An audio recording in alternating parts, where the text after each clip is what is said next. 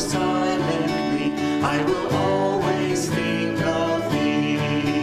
When I laugh, oh, and when I cry with pain, when my best friends misunderstand, in my heart, Lord, ever so silently, I will always think of thee. In my heart, Lord, ever so silently, I will always think of thee.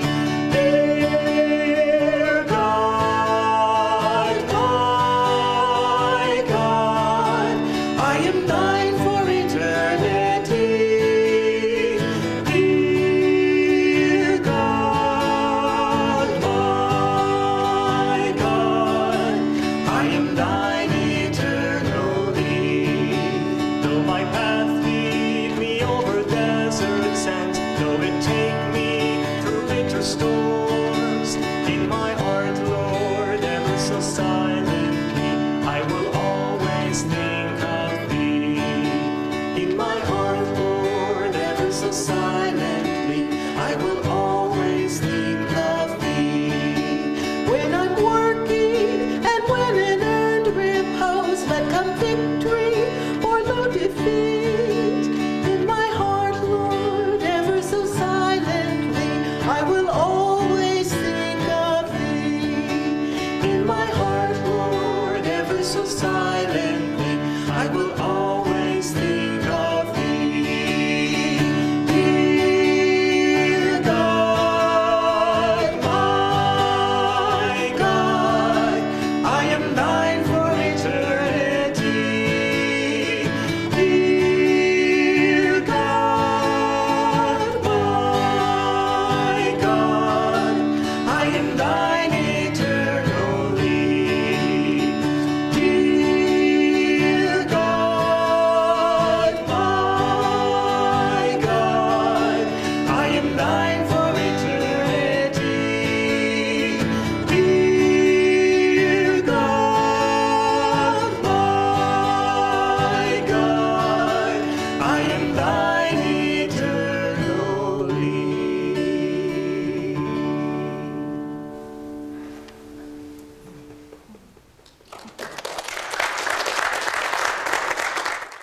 So I get to start us off this morning, and I wanted to start with a quote from Sister Gyanamata.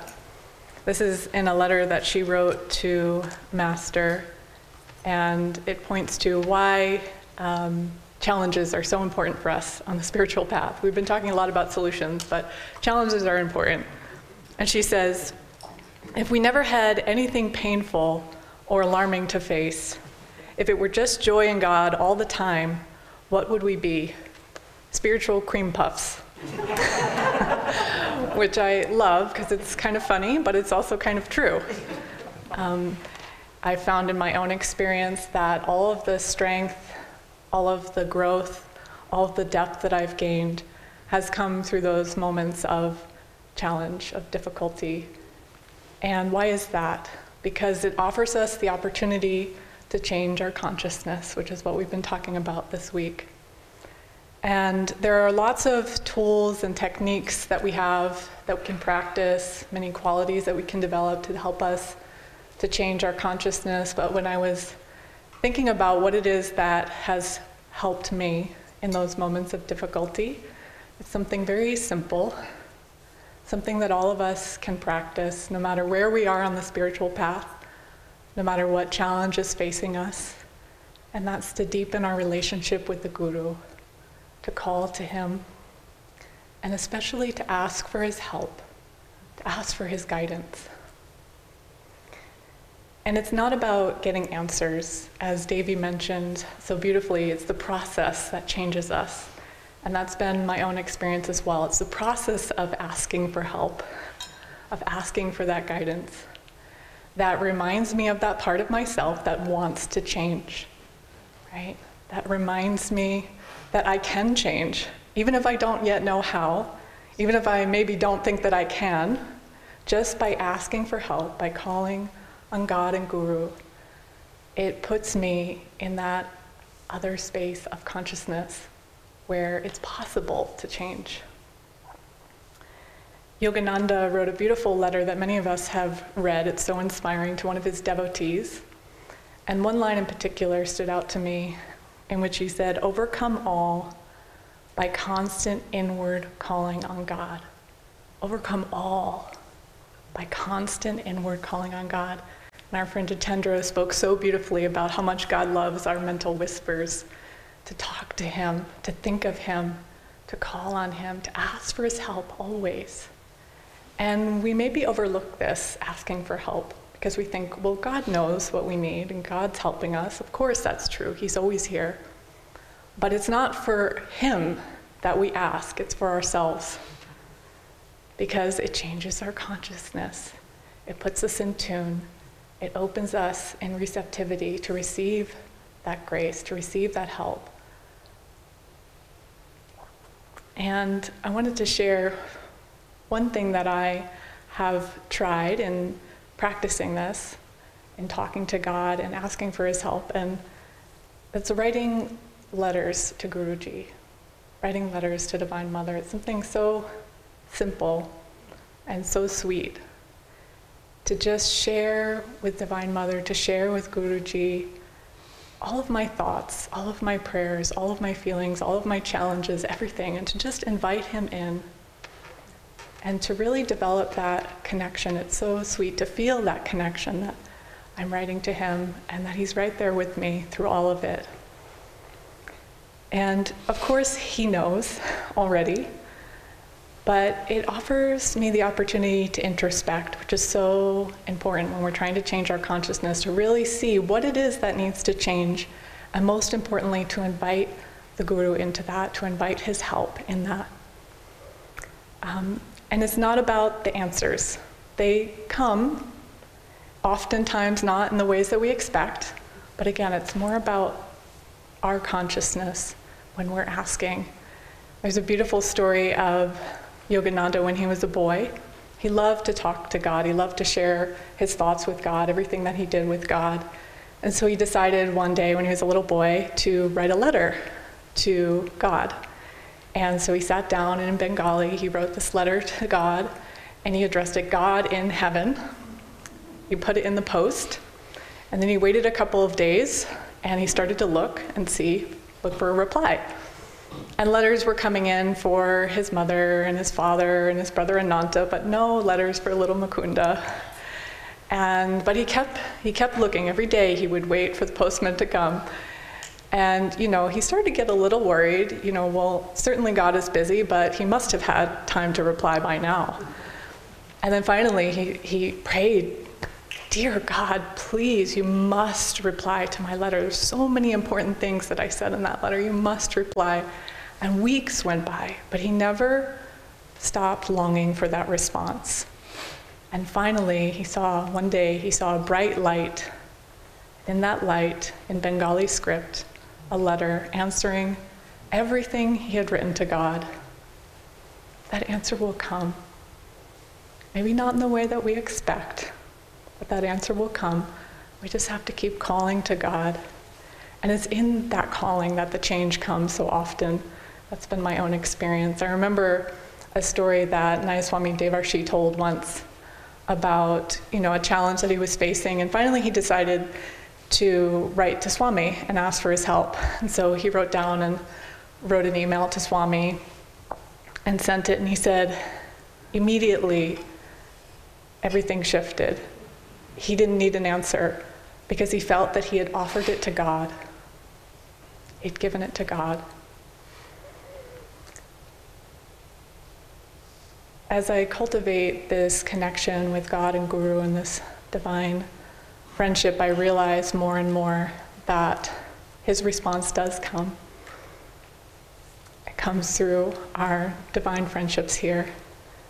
And in that same letter, Yogananda shared with his devotee, "Not only will I invisibly help you, but visibly through many here, all of whom know your inner self and love you very deeply."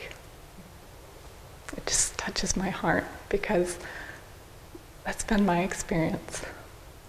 That Master comes to us through our divine friendships and guides us and helps us and answers all of our prayers, all of our questions.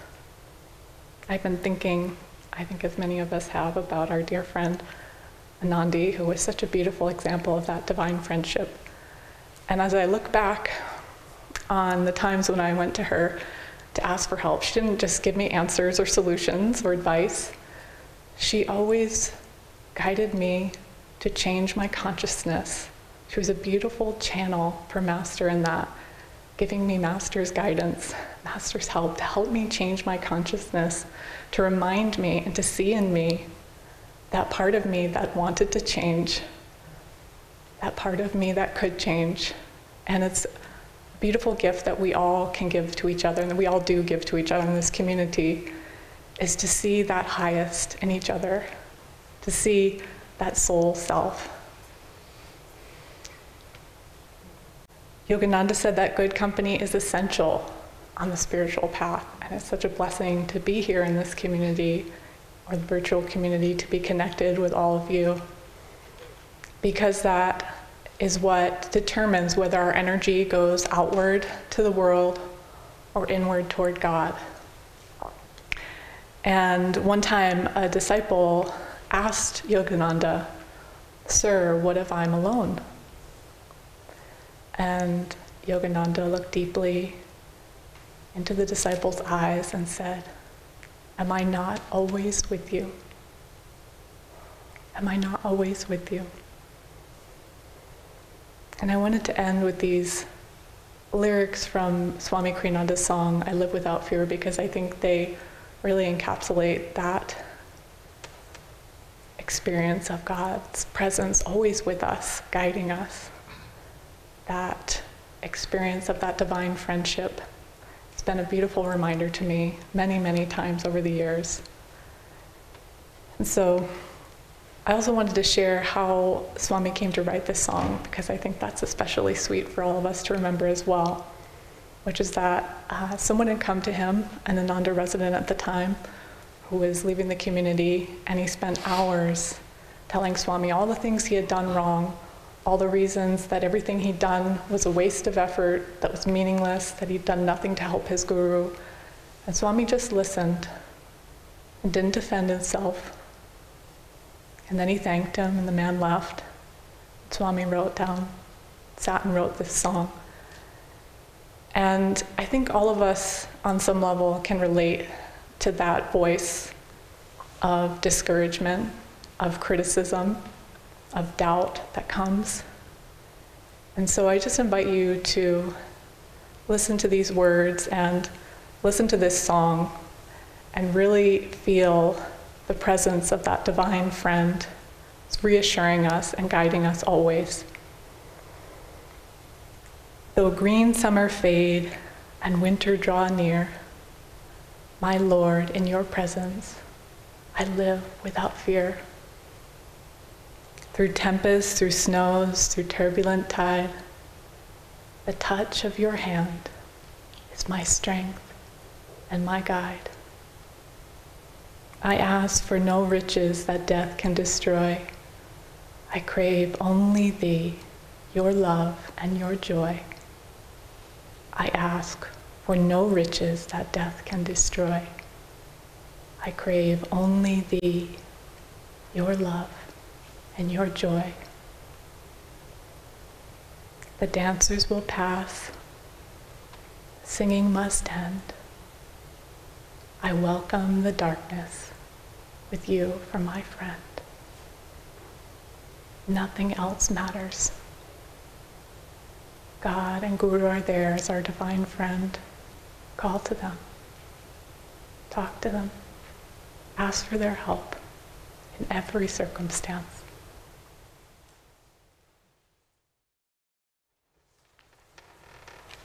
Thank you, Erin. That was beautiful. Good morning, everyone. Here in the temple, and also a special hello to all of our friends joining us through the magic of the internet. I also wanted to offer a special hello of sorts and acknowledgement, as Erin paid homage also to Swami Anandi. She was a real divine friend and mentor and guide to me, and I noticed she was to so many of us. over the years. And I've been thinking of her especially lately, of course, but during Inner Renewal week, when she would often play a major role, largely behind the scenes with events like this. Although she could certainly stand among the best and brightest, and she often did, of our teachers at Ananda, she had a very big behind-the-scenes presence all the time. And I thought, now she's more than ever behind the scenes, sharing her love and wisdom and joy with us. So thank you, Anandi. I wanted to share a little bit about my own personal approach, among other things, to working with the challenges of our times and of life. And borrowing a term from Swami Kriyananda in the New Path, utilizing a means of cheerful expectation as a kind of joyful optimism in the face of challenges and trials. Among his countless lines of poetic inspiration, Paramhansa Yogananda said, to let the undercurrent of happiness and the secret river of joy flow beneath the sands of your thoughts and the rocky soils of all trials. And Swamiji, in his autobiography, The New Path, talks about, as a young man, most of us are familiar with his approach to what he called meeting luck halfway. And he describes these amazing experiences he had of, being the only essay contest submission and kind of winning this ticket to Mexico, this, single trip where he ended up being hospitalized, and he discharged himself after 2 days using the power of his mind. And again, this tremendous positivity that he experienced even as a young man before coming onto the spiritual path in earnest and diving into these teachings more deeply. And all of us have that potency within us to face life with joy and with optimism. And it was a hallmark of Swami Kriyananda's discipleship and his life for all time. From his separation with Self-Realization Fellowship to starting Ananda and the challenges on and on, destruction of the temple and the community through wildfire, and just his health. In so many ways, we know that he kept this cheerful optimism, and it was authentic, and it was real. Later in his life, he was just soaring in bliss, having overcome all of these things through his discipleship. And there's a wonderful YouTube talk where, I think it's one of the Bhagavad Gita commentaries, where he talks about betrayal and persecution, which is another thing he faced in his life.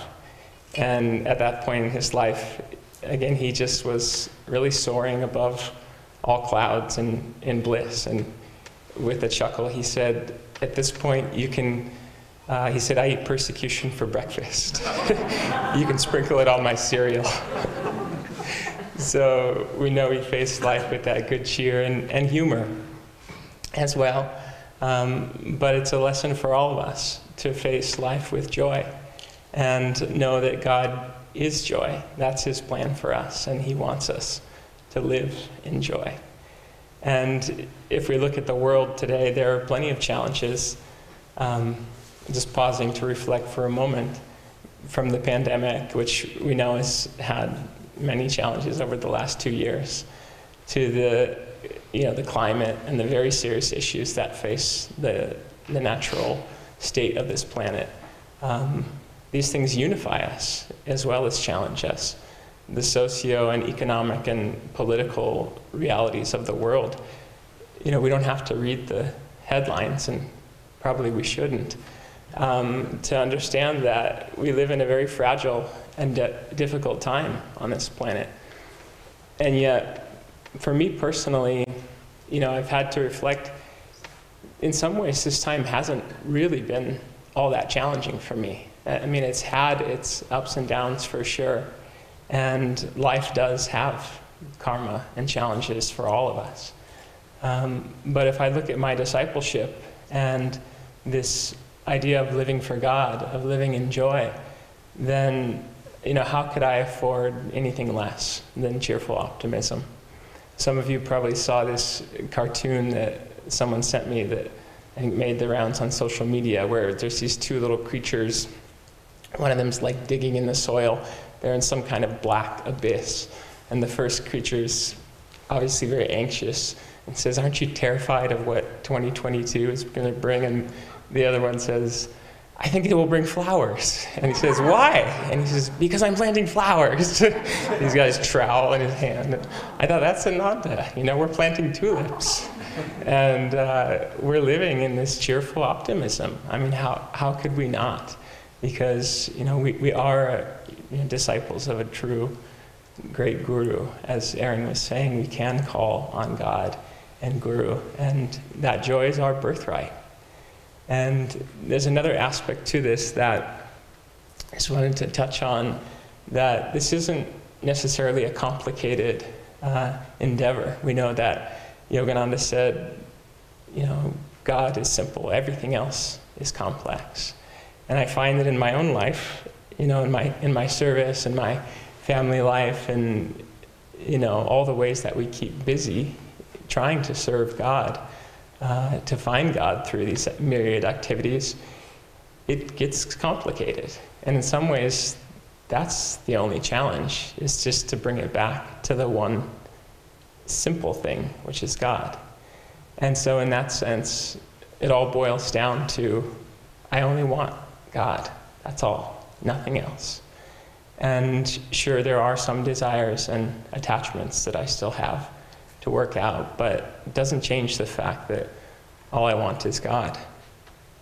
In Autobiography of a Yogi, Yogananda talks about somewhere the Greek historians who accounted for Alexander the Great and how they went to India. And Alexander himself had a certain fascination with philosophy and with some of the spiritual saints of the East. But Swamiji also talks about how Alexander the Great had a wise man in his own kingdom, Diogenes, who lived in a tub, famously. And with amusement, Swami told the story how Alexander the Great came to Diogenes and was impressed with his wisdom. He was an eccentric fellow, to say the least, living in a tub. But he said, "Is there anything that I, the great King Alexander, can give to you, Diogenes?" And Diogenes said, "Just stand a little to the side and let the sunlight through, Your Majesty." And so this is simplicity. And I read another account of Diogenes when Alexander, again, had this fascination with him, this discussion and this ongoing questions and dialogue. And he said, with obvious admiration, the king said, "If I were not Alexander the Great, king of the world, I would wish to be Diogenes," trying to flatter him. And Diogenes said, "If I were not Diogenes, I would also wish to be Diogenes." And humorous as it is, and witty as the fellow was, I've been reflecting a lot lately that, this is something that, again, Swamiji touches on a lot in his teachings, in his writings, and expounding of the teachings, that really all of our suffering, which is to say our lack of happiness, our lack of self-realization, it all comes from not accepting things as they are and not living completely in ourselves. And this is really simple. Who am I if I'm not myself? What is my life if it's not just what it is, if I can't face it with this optimism and joy? And so we can simplify it, and it doesn't need to be, that we have to take up the sword of joy and hack our way through life, but that we can just live in God's joy. And there's a beautiful simplicity to it. As a father, I have to draw on many sources of inspiration, and looking to the children's media sector, one of my very favorites is Winnie the Pooh. And Pooh Bear said, I was just sharing with my children the other night, that Pooh said, "People say it's impossible to do nothing, but I do nothing every day." And if it's not too much of a stretch to go from the 100-acre wood to the battlefield of Kurukshetra, I thought, and I didn't try this on the kids, but that, Lord Krishna talks about the yogi finding action in inaction, and inaction in action.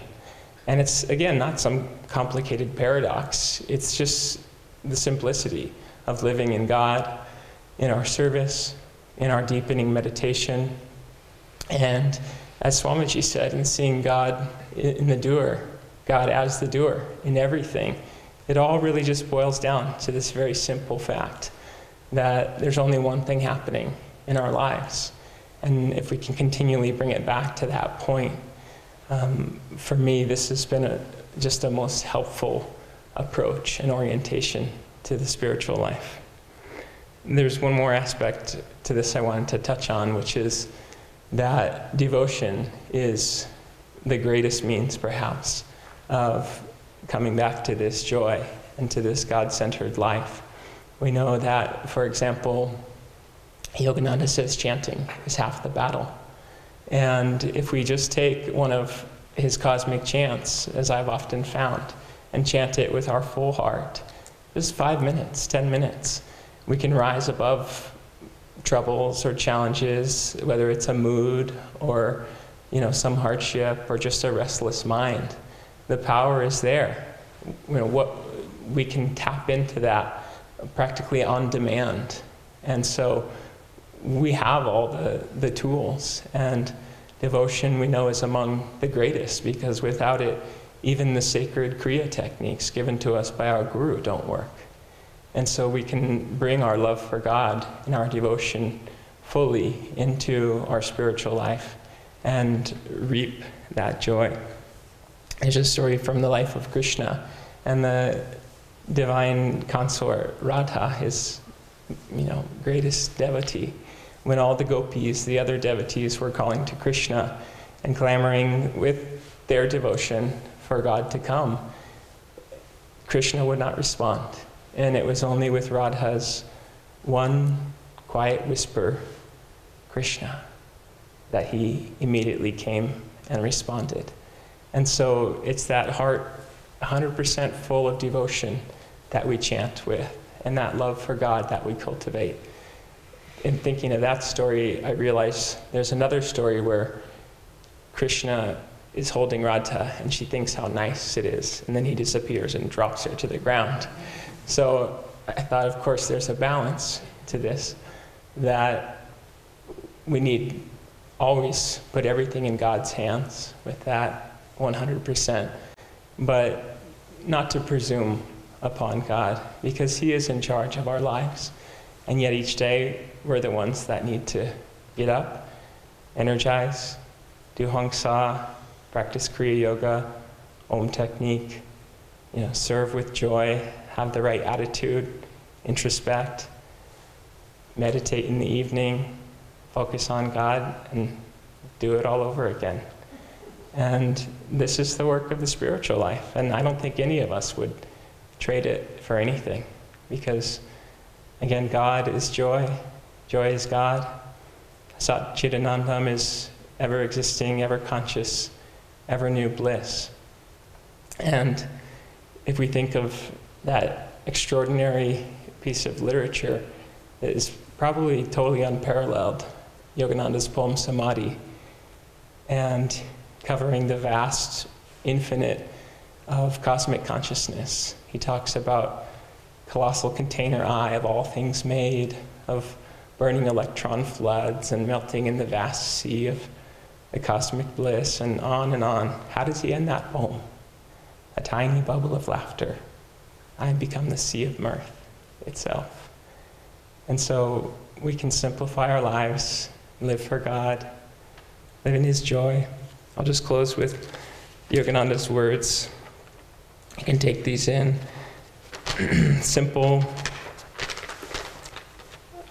point of review for certain, but very to the point. The purpose of human life is to find God. That is the only reason for our existence. Job, friends, materials. These things in themselves bring nothing. They can never provide you with true happiness, for the simple reason that none of them in itself is complete. Only God encompasses everything. So my friends, let us live in God, and through all of life and through trials, live in His joy. I'm Devalila, for those online that I haven't met yet. So my two previous speakers spoke very quickly, and I was hoping they would talk longer to give me more time. But so here I am.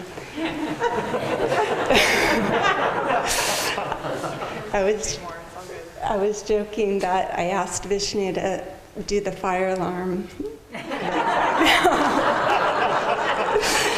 It's talking in front of people is not easy for me right now, but I'm working on it.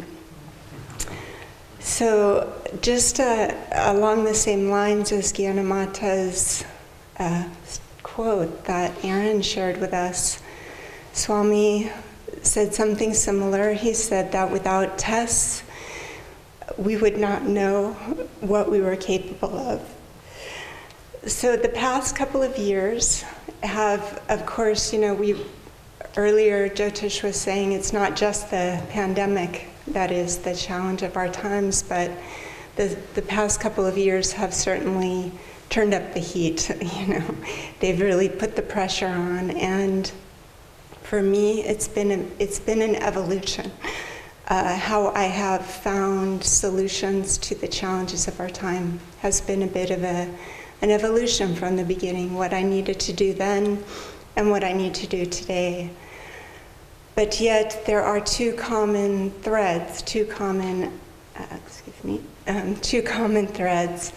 One is deepening my attunement to God and Guru, and the other has been in striving to love heroically. And these two topics were talked about on Tuesday. They're two sides of the same coin, really. This term, loving heroically, as Devi said, comes from Swami Kriyananda. It was from a dream that he had when it was long before he passed. Like, he left the body in 2014, so long before that, he had this dream of impending world disasters. And he said that what came to him in that dream was that our response, our solution, would be to love heroically. In other words, to keep our heart open, to not contract, to keep our heart open to God and Guru and to each other. And these two sides of the same coin are, in our deepening attunement, our heart naturally expands in that way. And in loving, in this higher octave, not the human level, but the divine level, our attunement deepens. Early in the pandemic, I had a Zoom call with Kriyapan, who was expressing something symbolic of what we were all doing. We were comparing what was and what this new reality was bringing. And she was saying that up until that moment, she attributed her difficulty in meditation in terms of length, consistency, depth to time, and that it was always a lack of time. There was never enough time. And now that she had all this time, she realized it was never about the lack of time. It was about what she was doing with her time and what she was attuning herself to in those choices. And this idea, this concept of attunement is sometimes ambiguous. We sometimes wonder, what does that really mean for us? And it's hinted at in Master's statement when he said, thoughts are universally rooted, not individually rooted. And we can attune ourselves to anything. And of course, as disciples, as devotees, we're aiming to attune our consciousness to the Guru, to his consciousness. And meditation's one of the primary ways that we do that. And that became very, I would say, urgent. It became a way of really trying to tune in to Master through meditation. But we also have all this other time outside of meditation where we're vulnerable. And in fact, we're vulnerable even in our meditation, but outside of it. And this thought of, this truth of Masters, that thoughts are universally rooted, not individually rooted, became tangible in the beginning of the pandemic, when the primary thought on the planet was fear, anxiety, uncertainty, division. And in that, we had to really lift our energy in order to not buy into that thought form. And it was maybe a month into the pandemic. Meditation was strong, service was strong, but somehow I found myself in that stream, having gone into that stream of anxiety. What's happening, what is going to happen, and just the whole thing. And it was very uncomfortable.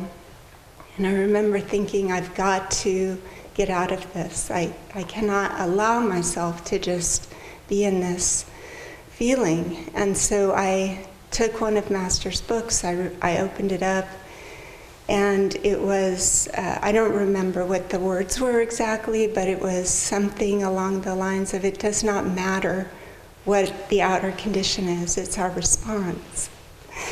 That is where our control is. And I'm trying to remember that for this talk. Our reaction is where our control is. And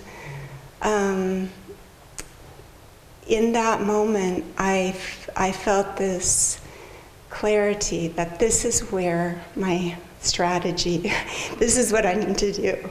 Like, keep my mind in Master, really. That's what it was. And not just in meditation, not just in my words, but in my thoughts all the time. And I decided, I made a strategy at that point that I would read the books again, that I would read all the books that I had read and read them again that I hadn't read. And this is something that I've been doing for 2 years and still am doing. It's been a really tremendous gift to do that. I mean, the gift is in these books that we've been given, but the teachings are incredible. And the more you read them, the more you receive. It's like that saying that no man enters the same river twice. It's like you don't enter the same book twice. You keep receiving and learning. And but it's the other aspect of this attunement to Master. It has not been a singular relationship. It's not been just me and Master or me and Swamiji. It's also Ananda, our spiritual family, that the strength has come. And recently in January we celebrated Master's birthday, and we all did the vow together, and somehow one of the lines stood out to me in a way that it had never before. It was, I will join my energies to those of my Guru Bhais, my spiritual family on earth, and I will work in harmony with the living representatives of this ray of Divine Masters. Of course, it's a little bit different, but that's the essence. And that is that broader connection with not just me and Master, but me and my fellow Guru Bhais, the Sangha, the spiritual family. And when I was new to Ananda,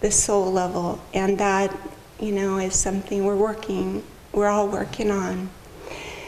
And the wonderful thing about being in community and attuning with each other is that when we forget, because it's definitely not just a linear journey.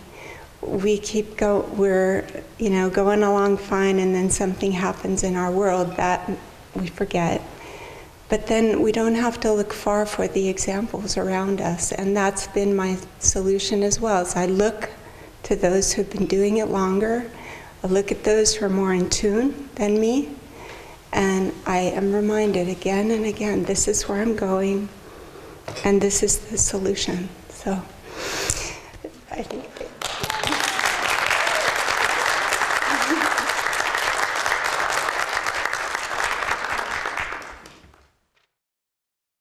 definitely one of the benefits going last is now my batteries are filled with inspiration. So 40 minutes. Yeah, and I have 40 minutes, so you better sit tight.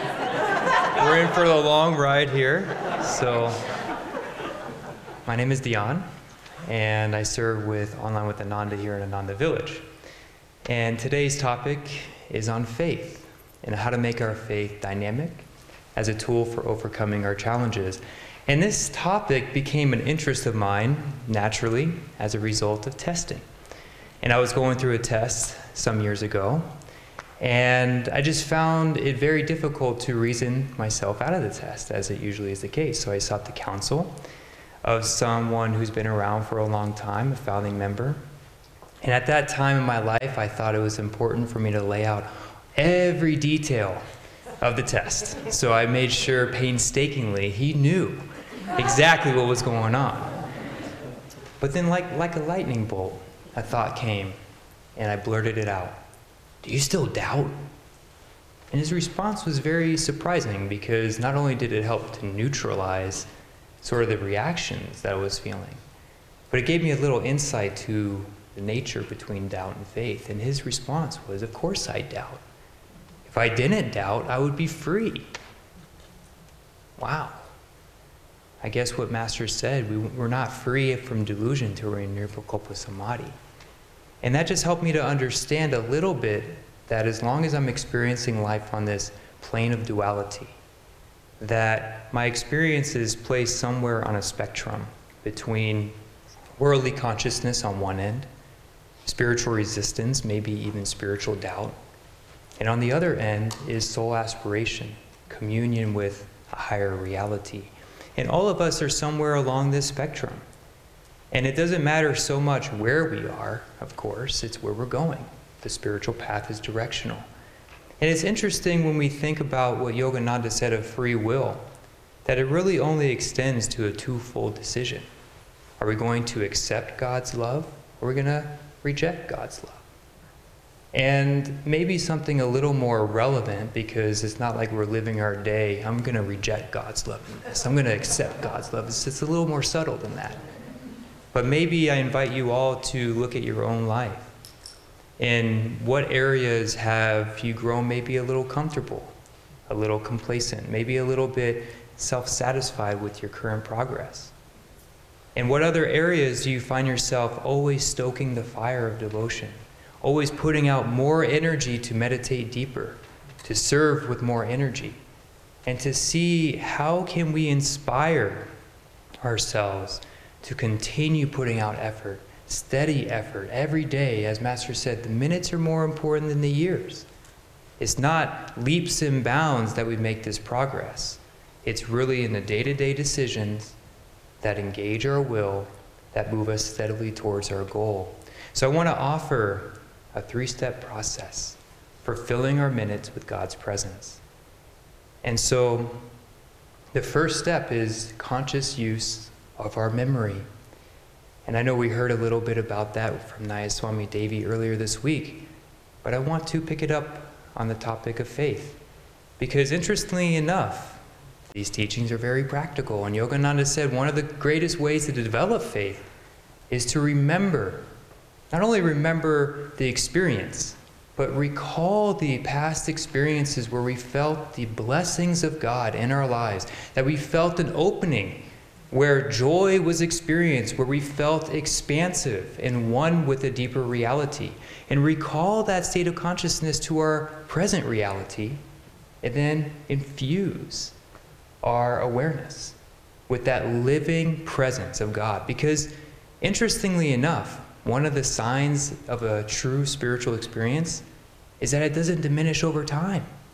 It's registered in eternity. It's just as much with us now as it was then. But why are we not remembering it? Because we forget. And I was thinking about this topic of faith, and one of the greatest sort of tools of Maya is discouragement. What causes us to grow discouraged? We forget that we have that unlimited potential within ourselves to rise above any challenge in life. We forget. But if we remember those moments, starting from the moment we first started meditating, the moment that we took discipleship, and many moments in between, when God presented himself to us, and we felt our true nature, even a sliver of that nature. But it's interesting when we think about, or when I think about, why I'm attracted to studying the lives of saints. What is it about it? Yes, of course, they can levitate and they can materialize and they can do all these things. But what inspires me, and maybe you feel the same, is looking at the life of a saint. What we see is time and again, Divine Mother making her presence known by appearing to the saint, by healing the saint, by moving through the saint and blessing their disciples. And we're reminded, wow, if they can do it, maybe I can do it. And so it is in our lives that we have sort of chapters of our autobiography. And in those chapters, there are moments when God's presence has been experienced. Remember those experiences and take it as far as Yogananda encouraged, to every time we sit to meditate, recall your deepest meditation. Don't just go in there haphazardly, but to remember the deepest meditation and to recall that consciousness to your present efforts. Because it's a principle of magnetism. How we lead is what we're going to attract. So if we lead with an uplifted state of consciousness, we're going to attract uplifted state of consciousness. And so, Yogananda, being a true master, he showed us this in his autobiography of a yogi. And if there is one chapter that sort of picked up this topic on faith, it must be the two penniless boys in Brindaban. Because here's Master talking with his older brother, and his older brother's, you have to take your life more seriously. You have to earn money, get a profession, be realistic in life. And he said, my faith in God is the most practical. I put you to a challenge, his older brother said. Go into the holy city of Brindavan without a penny to your name, with a one-way ticket, with your lips sealed. You can't tell a soul about your predicament. And you have to provide food for yourself. You have to get a return ticket without telling anybody. And if you do this, I will become your disciple. Wow, stakes are high. Okay, I gotta do this. But did Master flinch? Of course not. He said, absolutely, no problem. Divine Mother's proved herself before. She'll do it again. But for the sake of us, what did he do? He started to reflect all those instances when Divine Mother came to him, whether it was the healing of cholera, his high school diploma, the appearance of his guru, and he started listing them, which I found very interesting. I'm sure he didn't necessarily need to do that, but as Devi said, masters behave in this world as an example for us. And that shows that if we keep our memory alive with those divine experiences, not the details are irrelevant, but the consciousness of those experiences, no test is ever too great. Since the Olympics, I think the Olympics is going on, I believe so, people have been referring to it a lot. I've been seeing a lot of threads on YouTube about it, but in a way, when an Olympic athlete is training to be a gold medalist, do you think they're free from tests? They're constantly being met with limitations, whether in physical, mental opposition in themselves. And if they lose track of why they're doing what they're doing, discouragement sets in, they'll throw in their towel, and they give up. And so it is for us, who's scaling the mountaintop towards self-realization. It's not a question of, are we going to be tested? Will our faith be tested? Of course it will, but how will we respond to those tests are what going to determine whether we keep scaling that mountaintop. So keeping God fresh in our consciousness, our heart open to that living, breathing reality that is just beyond what the senses tell us. And we can draw that experience back to the forefront of our awareness. So step 2. So we have memory. But step 2 is leading with self-offering as a tool for growth, as a way to develop faith. There's this beautiful cartoon that I saw years ago that I wish I showed Christian or somebody so they can put it on the board, but I'll do my best to describe it. There was this little girl holding a tiny teddy bear. And not just holding the teddy bear, clenching the teddy bear. And Jesus is kneeling before this girl. And behind Jesus' back is a big fluffy teddy bear. You know, as a parent, you're hiding the present for your kids, and it's a big moment. And Jesus says, "Trust in me." And the girl looking down at the teddy bear, clenching. "But I love it, God." It's holding on to the tiny teddy bear. What's your teddy bear? What are you holding on to? What am I holding on to? I'm sure I have a whole bullet cart full of teddy bears that I think that I need in order to be successful, happy, fulfilled. But this attitude of self-offering helps us to recognize that we may not know. Can I have a tissue? Sorry. Business is good.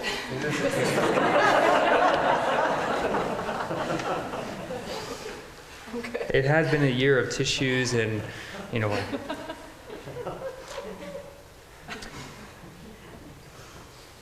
When we offer ourselves, we don't need to necessarily know what the end result's going to be. As Yogananda ji said, samadhi is beyond expectancy of, beyond the expectations, imagination of expectancy. And so we don't need to necessarily know what we're offering ourselves into, but to be open to God revealing himself to us. And how do we be open? By being self-honest, by doing the work to introspect, by opening our heart in the most sensitive and sometimes most vulnerable ways, because only until we open ourselves to God will he enter and will he reveal himself to us. You know, when we look at our current reality, it's hard to imagine we comprehend more than a pinpoint of what's in store for us. That cosmic sea of ultimate bliss beyond imagination of expectancy. What an incredible promise. But can sometimes seem a little staggering, right? How do we make that practical? How do we make it real for us? We have the tools, but underneath the tools, behind the tools, is that teaching, of self-offering. How can we open ourselves, invite the divine into our lives so that that light can reveal itself to us? When I was thinking about this attitude of self-offering and how it deepens faith, an interesting sort of sequence came to mind. That when we are willing to offer ourselves, it leads to receptivity. It leads to an openness that makes it possible for God to come. It's sort of like holding on a sponge. If we're clenching the sponge, can it absorb water? We have to first let go of the sponge, and then it'll do what it does best, absorb the water. And so it is for our heart, that as long as we're holding on to what we think we need to do, what is necessary for our happiness, the goals we have to succeed before we're fulfilled, the kind of meditations we have before we're finding God, we're holding on to that pinpoint on that teddy bear. And if we can just learn to let go and trust in God, that the divine knows far better than we do what we need, far better than we do on what is going to heal us. But that grace is attracted to us by being vulnerable, by opening ourselves and laying our lives at the feet of the Guru, the feet of the divine. And so when we're leading with self-offering, it leads to receptivity. And receptivity draws the experience of the divine in our lives. And from that experience, we have the faith. And so from self-offering, we entrust our lives into God's hands. And from that trust, we find that everything we've ever wanted will be found in that divine experience. And we have tools for this, don't we? I mean, Yogananda ji said that you practice 1/100th of what I came to bring, and you'll find God. It will lead you to that divine experience. But more than technique, he brought a way of life.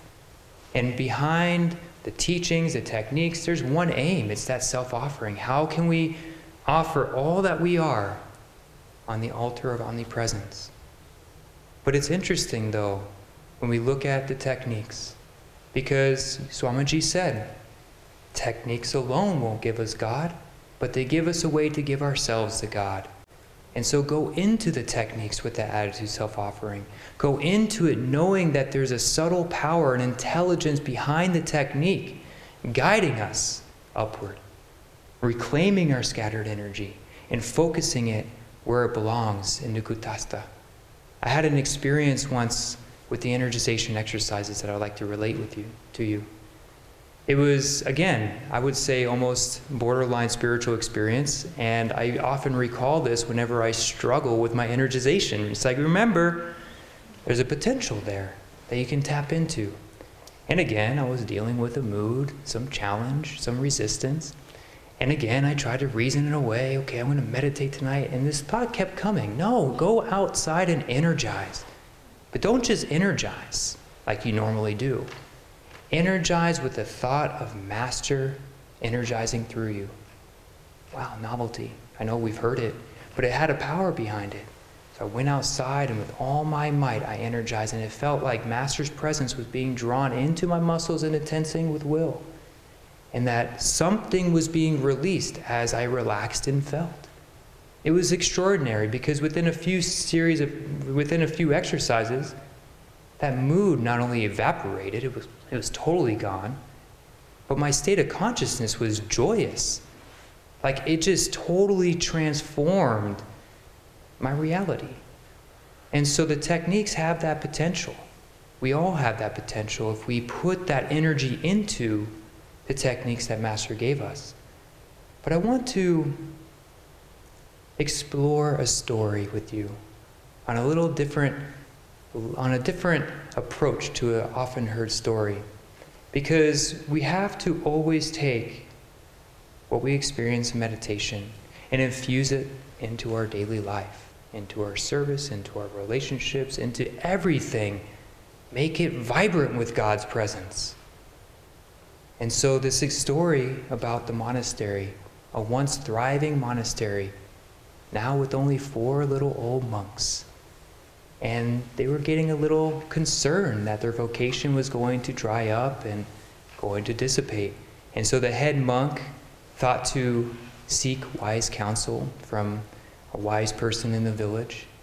And he went there and asked him all these questions of how the monastery can be saved. And for some reason, as wise people do, they sort of avoid the questions directly, and they give some other guidance. And as the head monk was taking his leave, the wise men said, "And remember, one of you is the Messiah." Really? What are you talking about? Like, that's not what I came here for. Like, okay, that's interesting. But as he was walking back, to the monastery, started reflecting, well, I'm not the monastery. I'm not the Messiah. Maybe Brother Job is the Messiah. Maybe Brother Henry is the Messiah. And he gets back to the monastery and he relates it to the other 3 monks. And it's like, one of us is the Messiah. And they just got everybody thinking. But what happened that was really interesting was the entire dynamic in the monastery changed. Because instead of just approaching personality to personality, ego to ego, they were approaching it with a certain receptivity. God is in this soul. This could be the Messiah. This could be God incarnate coming to me and awakening my consciousness. And it changed the dynamic of their interaction, which changed the magnetism of the monastery, which then started drawing more people. But I want to approach this not so much building an outward monastery, but the inner hermitage of our own discipleship, of our own life in God. Because the more we can see everything we experience in life as the Christ consciousness coming to us, the Messiah is coming to us through the hardships, through the circumstances, through our relationships, both pleasant and unpleasant. Our karma is simply a returning of energy for our benefit, fuel for our devotional self-offering. And so if we can see behind what the senses tell us and develop that divine X-ray vision to see the Christ, extending his blessing, inviting us to rise behind everything we experience, then we can make our life rich with constant reminders of how close and how loving, how supportive, how fulfilling, how complete this life in God is. Techniques help us to lift our consciousness. But in that lifting of consciousness, our perspective becomes more open. And we see that God is ever near and ever dear. And if we can offer ourselves in that experience, in every way, every reminder, it's usually in the hardships, I'm sorry to say, that we grow. Yogananda said, challenges spur our growth. But circumstances are also neutral. It's how we respond to the circumstances that give them their relative power. So if we can respond by just asking a simple question, where are you, God? Where are you behind this experience? What lesson do I have to learn here? What do I have to give up here? If we ask those questions, we will receive the answers in our heart. So step 3, the last step, which is shorter, which I'll sum up, is we have to say yes to God. We hear it all the time, say yes to life and make it snappy. Right? Because when we talk about offering ourselves, it can be sometimes seemingly abstract, especially when our heart is upset in a challenging moment. Offer ourselves to what? Into this person's mood, into this judgment, into this... No.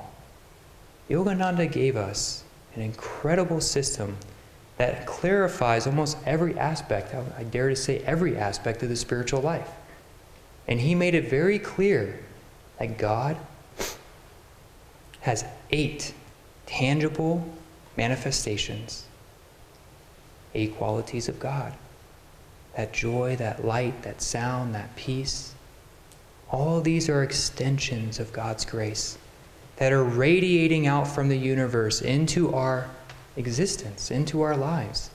And the more we can be open to those inner radiations of this divine presence and learn to choose and say, yes, I will foster a receptivity to those divine qualities, a trust, and almost a preference. Because how often do we prefer restless states over still states? It's almost an acquired taste. But remember what Master said. The spiritual life is difficult at first, but effortlessly liberating. So if we can at least get the energy moving in that direction, spend a little longer after meditation being in the silence, opening yourself to that peace, that joy as you make your breakfast, and feel that everything you do is an extension of that inner experience of deep meditation. You start by doing it 1 minute longer, then 2, then 3, then our entire lives can be filled with that vibrancy. God chooses those who choose Him. And if we learn and develop that willingness to always say yes to God in all His manifestations, we will magnetically draw those divine experiences out from our life on this plane, out from our relationships, and our faith will deepen. Thank you, dear friends.